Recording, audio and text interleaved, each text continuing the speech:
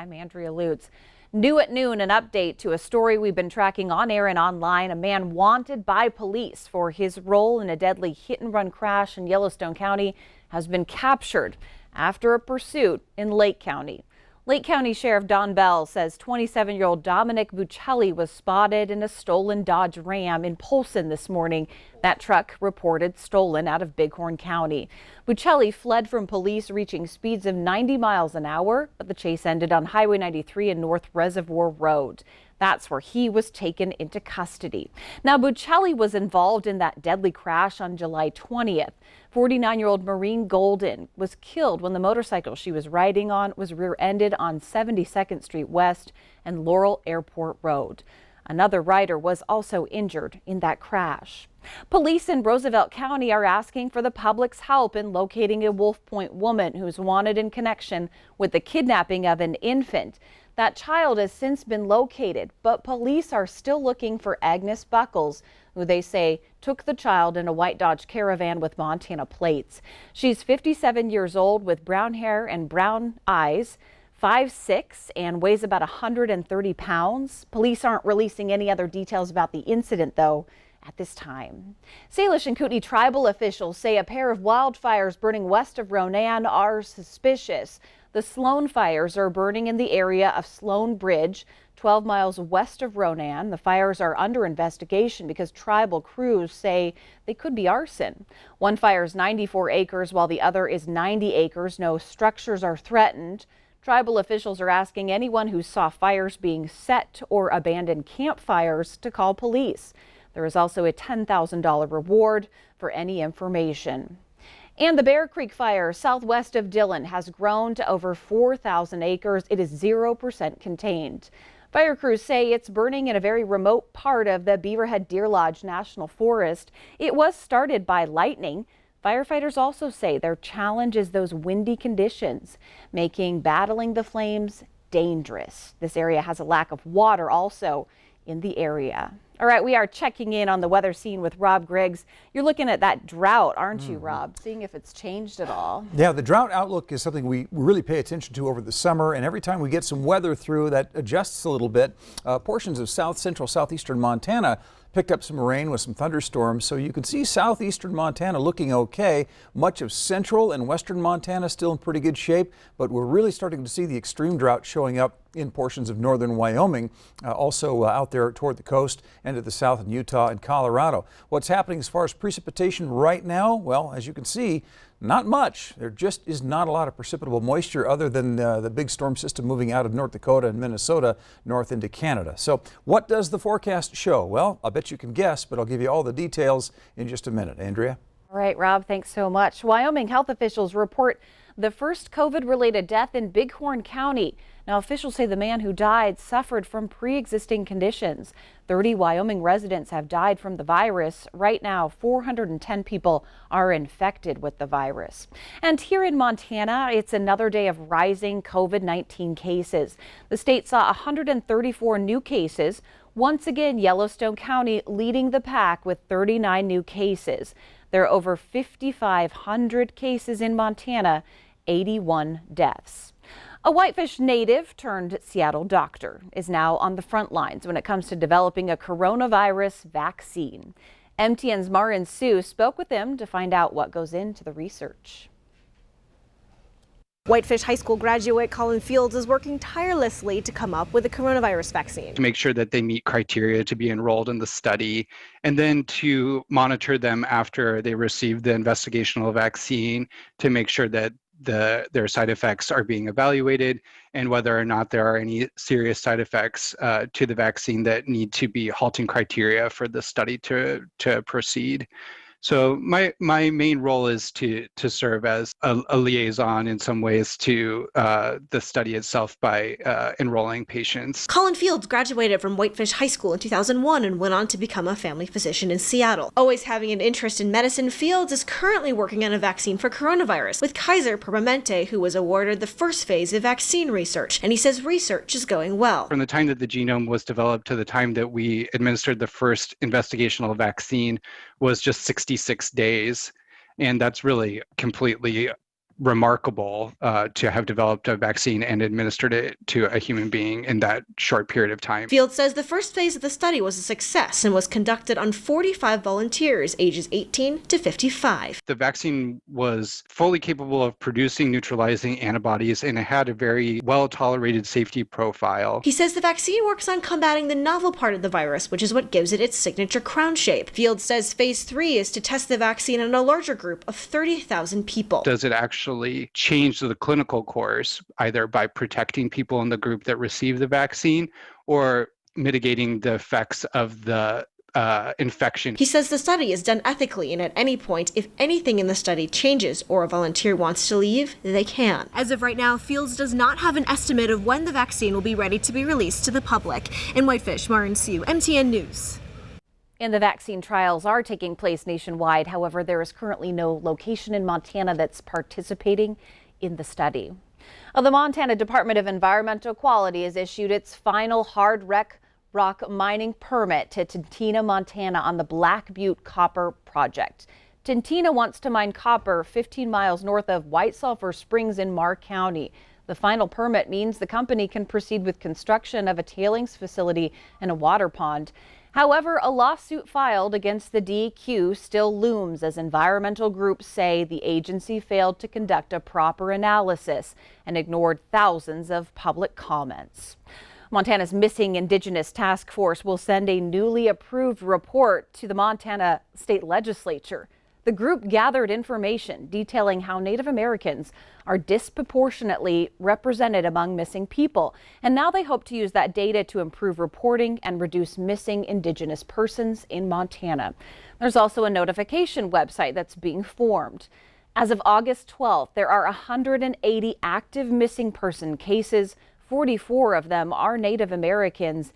16 have been missing for over a year. Senator Jon Tester is blasting President Trump and Senate Republicans for their refusal to properly fund the Postal Service. Tester wrote a joint letter with other Democrats asking if the Postal Service will charge states for mail-in ballots. He says the voting rights of Montanans are dependent on the Postal Service's ability to deliver mail on time. This as the president said he'd block a new relief bill if it includes support for the Postal Service. Tester also asking about the mail collection boxes being removed in Montana cities. We do have more news ahead on the new news on this Friday, including this. Back to school at our Montana universities means adapting for students and staff. We're going to show you how the U of M plans to do it this fall. But first, Rob is back in with a look at that statewide weather forecast.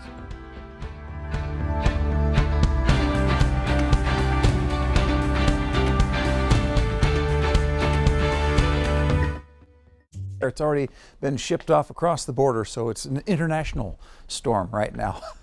1,600ths of an inch of rain in the Billings area. That certainly helped down in this part of the state, but it's been fairly dry elsewhere. And at the moment, temperatures are kind of comfy. 65 degrees in Butte, up here on the High Line, Glasgow 80, and everybody else kind of in between that. How warm was it yesterday? Not too bad. We had a couple of 90-degree readings in northern Wyoming, but otherwise it was between the 70s and the 80s across the state. Maybe just a tad cooler in some locations. And right now, the winds that are favoring in out of the north are keeping things a little bit cooler than yesterday at this time. Places like Glasgow picking up a 21-mile-an-hour wind gust. Some wind out there in the northeastern corner of the state. Upper Yellowstone Valley picking up a little bit of wind, as is the case up on the High Line from Great Falls down to Helena, but nothing too dramatic. It's just enough of a breeze to kind of keep the air moving around a little bit. That cool air that we got courtesy of this cold front that came through yesterday, well, it's still in the neighborhood and it's not moving out of here too fast, but the high pressure and the warmer air definitely building up a head of steam to come on in starting tomorrow, where we start to move back toward average highs,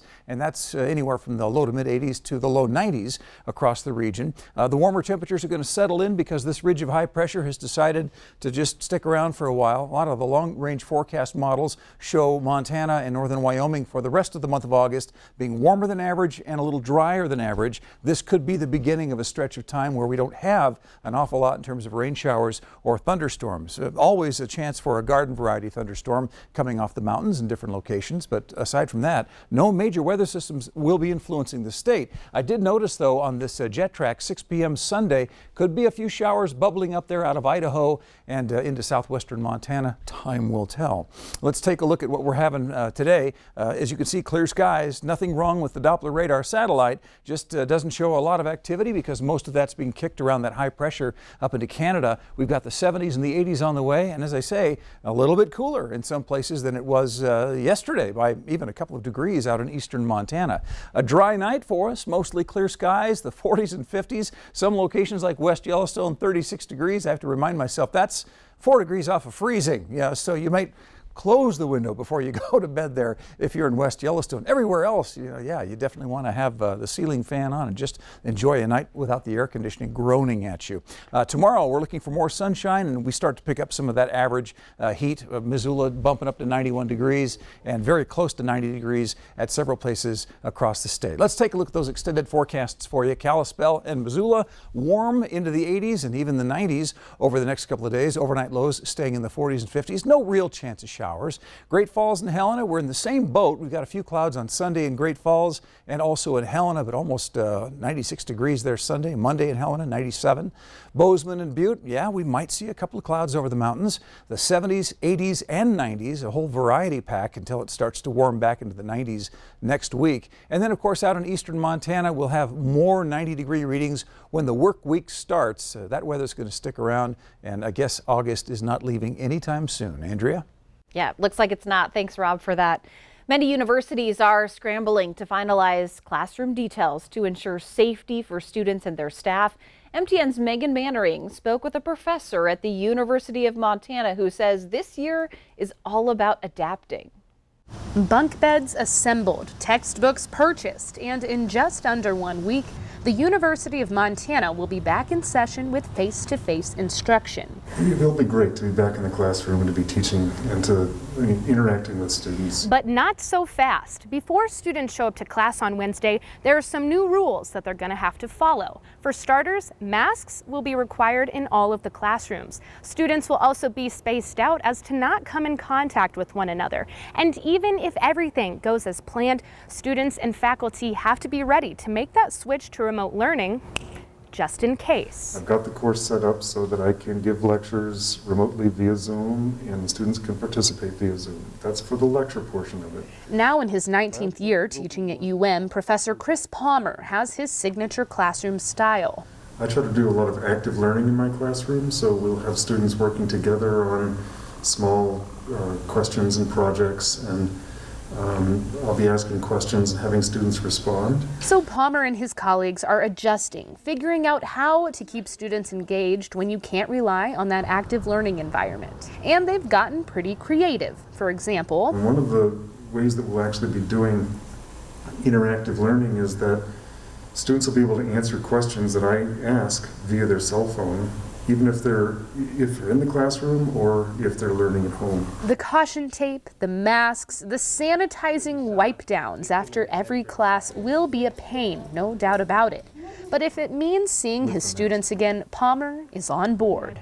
The experience of being back, interacting with students, and having those great moments as a teacher and seeing learners really learn the material, I think that's really going to be exciting for us again, and it'll calm our nerves quite a bit. In Missoula, Megan Mannering, MTN News. A new normal for the University of Montana. Professor Palmer also says he's confident that students will follow protocol and keep safe this year. Your latest Ag News is coming up next. Here's your Farm and Ranch report from the Montana Ag Network. Welcome back for today's Farm and Ranch News. Looking to our headlines today, the unsolicited packages of seeds people have received in the mail from China are still being collected by USDA and state departments of agriculture across the nation. So far, USDA has more than 9,000 emails from consumers that have received unsolicited packets of seed from China. USDA has only received about 925 seed packets and has gone through those, and so far only found 2 noxious weeds, dodder and water spinach. Most seeds have been sent to state departments of agriculture. USDA has been working with their counterparts in China to identify the actual senders of the seed, noting that the collaboration has helped surface the names of the companies that sent the seed, but they need more background information on the transactions. USDA said it has been working with primary commerce companies to use their own systems in stopping future unwanted shipments. In other headlines now, July was the 4th consecutive positive month in the U.S. for overall unit sales of agricultural tractors and self-propelled combines. The latest information from the Association of Equipment Manufacturers says U.S. total farm tractor sales rose 34% in July when compared to July 2019. As for self-propelled combine sales, it grew 33.6%. Four-wheel drive tractors continued their decline, though, falling 21% for the month and 13% so far in 2020. Total year-to-date sales of all farm tractors are up 14% in 2020, while combines broke into positive territory for the first time this year. We'll be right back. As we come back today, starting next week, the U.S. Grains Council will offer a new weekly e-newsletter update with a selection of trade tools and resources targeted at farmers and others in the ag community looking to build their knowledge base about global trade and exports. The content is meant to supplement regular webinars, advisory team meetings, and trade school workshops held by the Council and its partners, but due to COVID-19, a lot of those activities have been postponed. Also, the new platform is to get more practical tools for trade education and advocacy into farmers' hands on a regular basis. Visit U.S. Grains Council online to sign up for the e-newsletters. And finally today, farm credit institutions increased their support of young, beginning, and small farmers and ranchers across the country in 2019. That's according to a Farm Credit Administration presentation released on August 13th. In 2019, Farm Credit increased the number of loans to young farmers by 5.9%, beginning farmers by 8.1%, and small farmers by 7.8% compared to 2018. Similarly, the dollar volume of those loans increased too by 7.3% for young producers, 8% for beginning farmers, and 15.9% for small farmers. That's all for today's Farm and Ranch News. A California man is lucky to be alive thanks to the heroic actions of a cop who pulled him from the path of a speeding train. Take a look at this video. The officer spotted the 66-year-old man on the tracks in his wheelchair as the approaching train can be heard. Wow. Take a look at that again. The body camera shows the officer pull the man from the wheelchair, and just in time, seconds before that train speeds by, he did suffer a leg injury and taken to the hospital for treatment. That officer now, of course, being hailed a hero. Wow, that's just terrifying. Gosh, I know. Close call. Whoa. Every time you see video like that, it just makes your heart want to stop. Yeah. So, and, you know, both the man who was rescued and the police officer are probably going to have nightmares over that one for quite a while. For so sure. But sure I'm glad he was where he was. Yeah. Whew. Well, good. Love our blue. They do a great job. Love our weatherman as well. You know, these are days when I'm more lovable than other days. Yes. Don't get too close to me in February because it's not nearly as much fun. But today it's really nice. We got the 70s and the 80s, and that's a little cooler than it normally would be for this time of year. Unfortunately, no precipitation happening out there, so drought and fire concerns are still pretty high. Even though no red flag fire warnings, we need to be extra careful as we head into the weekend. So let's do that. Yeah, that's some good advice. Thanks, Rob, for that. Okay, thanks for joining us and have a great weekend.